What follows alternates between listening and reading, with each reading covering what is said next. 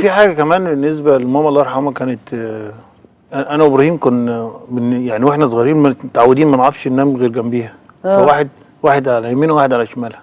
يا حبيبي. وما نعرفش ننام غير على ايديها. على فكرة لحد ما لعبنا كأس عالم كنا كده. كنا لازم ننام، هي تاخدكم في حضنها انتوا الاثنين. يعني هي تنام طول لازم ايديها مفروضة كده، واحد على ايديها دي واحد على ايديها لحد ما الوقت يعني في سن كبير. كنا في كأس العالم وكده، كان عندها 23 سنة.